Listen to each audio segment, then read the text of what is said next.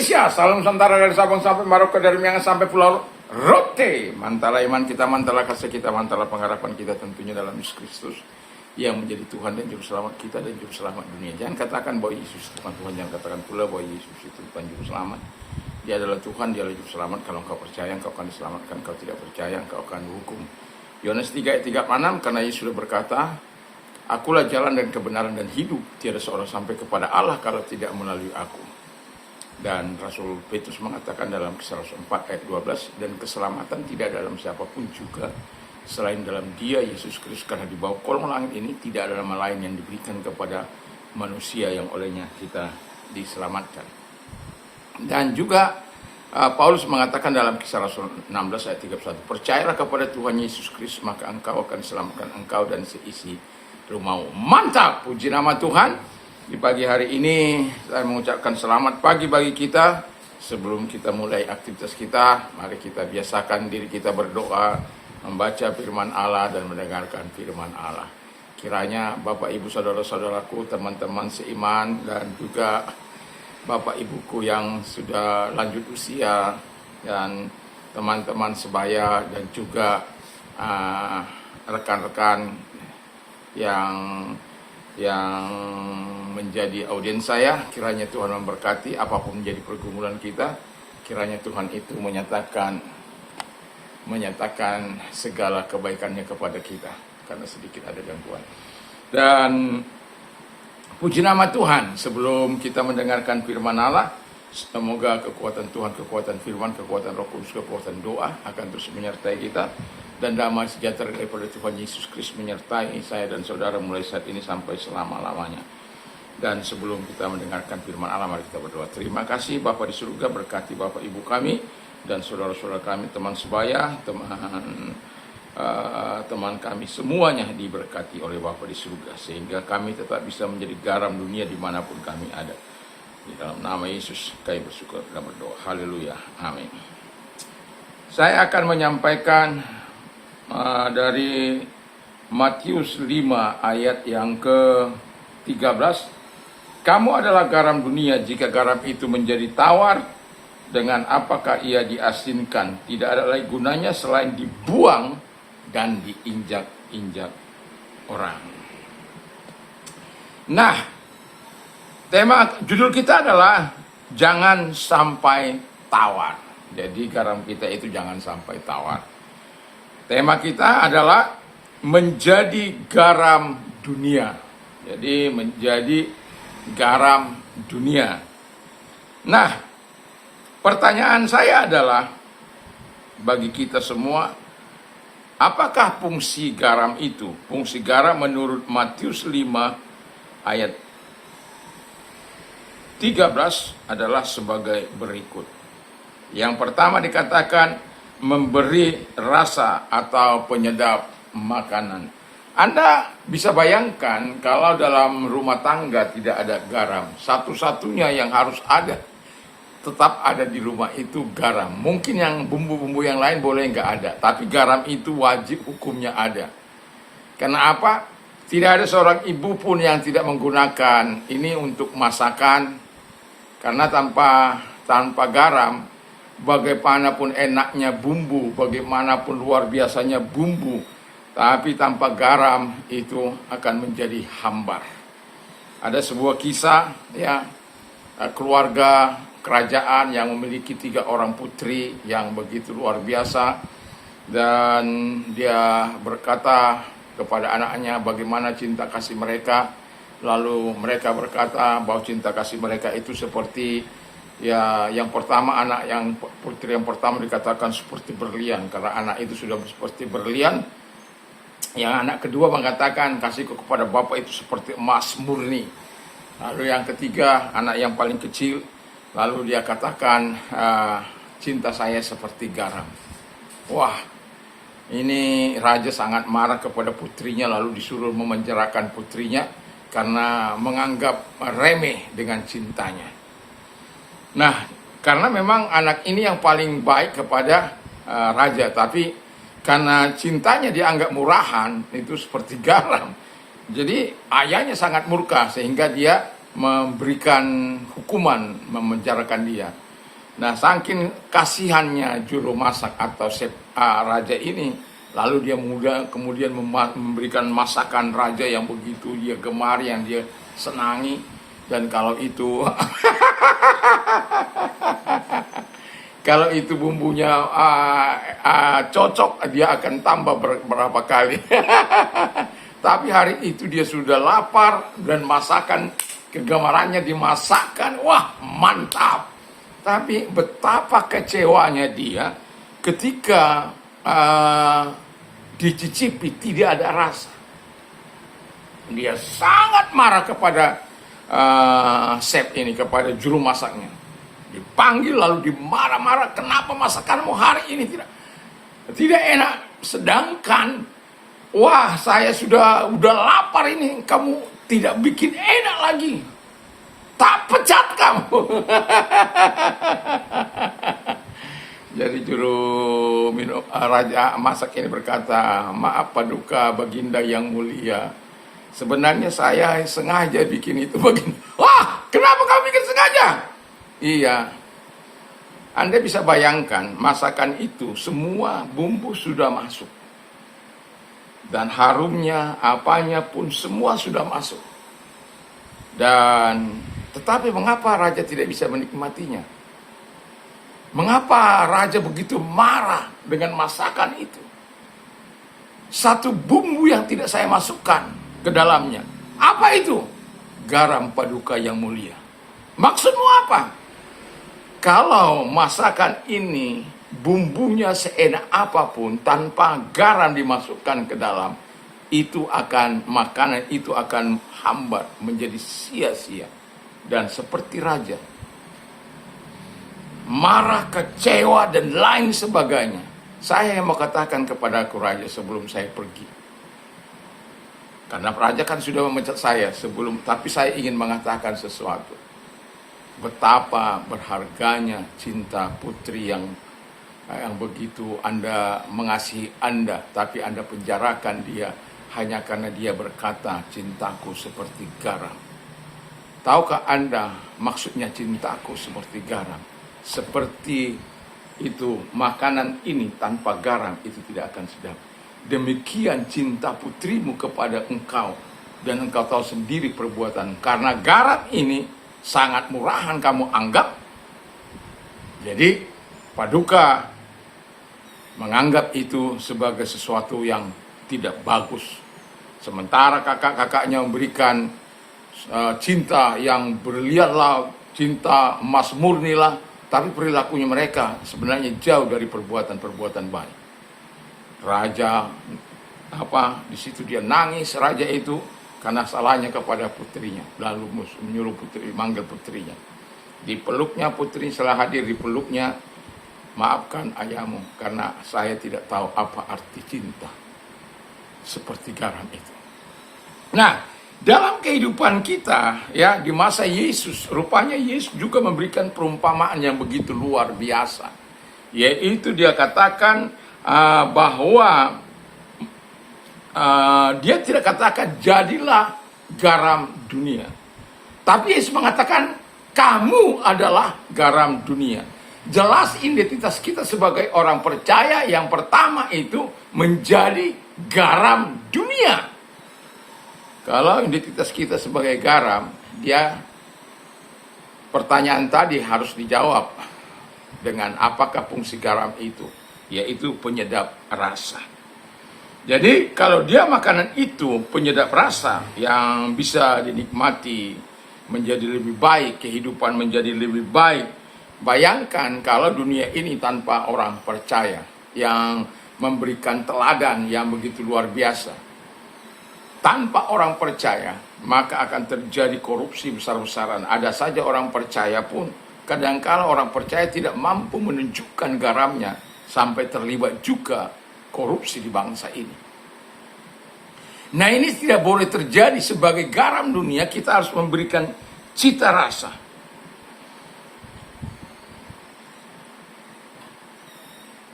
Jadi kita dipanggil untuk menjadi berkat, membawa sukacita, membawa pengharapan, membawa kebenaran di tengah-tengah dunia ini.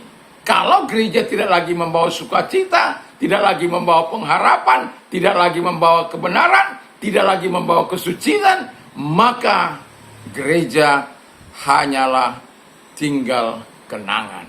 Orang percaya hanyalah tinggal kenangan. Itu sebabnya saya tekankan sekali lagi, Tuhan tidak mengatakan jadilah garam dunia, tetapi kamu adalah garam dunia. Jadi kita hadir di tengah-tengah dunia ini untuk memberikan cita rasa kepada dunia ini. Sehingga dunia yang menuju kepada kebinasaan, dunia yang menuju kepada kebobrokan, dunia yang menuju kepada kehancuran, dengan kehadiran orang-orang percaya akan setidak-tidaknya dapat mempertahankan sesuatu yang tidak dapat dipertahankan, tapi kehadiran orang-orang percaya dapat mempertahankan dan bahkan dapat mencegah terjadinya hal-hal yang tidak menyenangkan. Dan itu sebabnya ada pepatah mengatakan, kalau orang benar itu berdiam, maka kejahatan akan bertambah-tambah. Dan di bangsa ini kebenaran itu mulai bersuara, ya. Kebenaran itu mulai dinyatakan, dan pemerintah, baiklah pemerintah melakukan yang terbaik. Dengarkan suara rakyat, dengarkan suara kebenaran. Anda bisa menjadi presiden karena suara rakyat. Anda bisa menjadi gubernur karena suara rakyat. Anda bisa menjadi bupati karena suara rakyat. Anda bisa menjadi wali kota karena suara rakyat. Jadi sudah seharusnya lah Anda menjadi pelayan masyarakat yang mendengarkan kebutuhan-kebutuhan mereka, yang menjawab kebutuhan-kebutuhan mereka, yang bekerja secara dasar dalam bidang sosial untuk mensejahterakan baik orang-orang miskin, orang-orang yang tidak berdaya, orang-orang yang tidak mampu, wajib hukumnya dibantu oleh negara.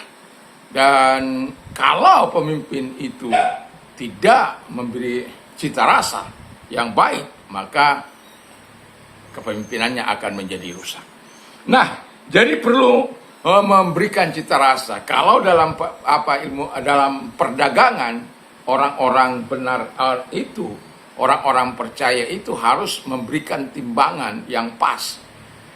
Kurang tidak boleh, lebih boleh, ya. Seperti saya lakukan di masa lalu, ya.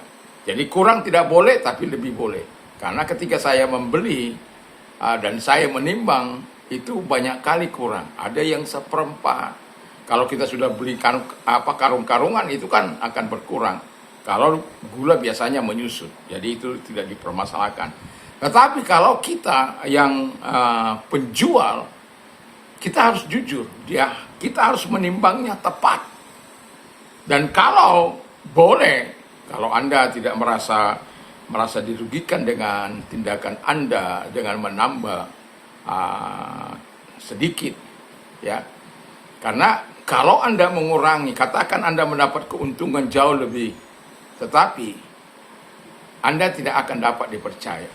Sementara kejujuran akan membuat Anda, kalau Anda terus-menerus melakukan kejujuran itu, timbangan Anda pas, itu akan siar dari mulut ke mulut, dan itu akan, orang-orang akan berbondong-bondong datang kepada kios Anda. Dan perlu kejujuran.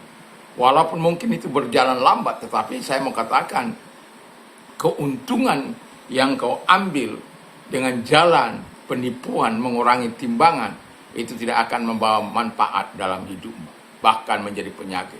Tapi keuntungan yang disertai dengan kejujuran, walaupun sedikit, itu akan membawa sesuatu yang rahmat kepada setiap pedagang. Yang kedua dikatakan firman Allah adalah, ia mencegah pembusukan. Dahulu kan belum ada kulkas. Jadi kalau orang mau mengawetkan makanan itu, atau katakanlah nelayan mendapat tangkapan yang besar dan tidak bisa terjual pada hari itu, katakanlah pada hari itu dia akan menggarami ikan itu supaya jangan busuk. Karena kalau dibiarkan ikan itu tanpa digarami dia akan busuk. Tapi kalau dia digarami bisa dijadikan ikan asin dan itu mempunyai nilai jual yang cukup baik juga. Dan artinya bahwa ketika dicegah pembusukan itu maka dia akan memberikan manfaat. Demikian juga kalau orang-orang percaya yang menjadi garam dunia, yang menunjukkan hidupnya dalam kebenaran, dia tidak korupsi, dia tidak melakukan manipulasi, dia tidak mencuri, dia tidak melakukan kejahatan, tidak melakukan manipulasi, dia tidak melakukan hal-hal yang jahat, tetapi dia melakukan hal yang baik.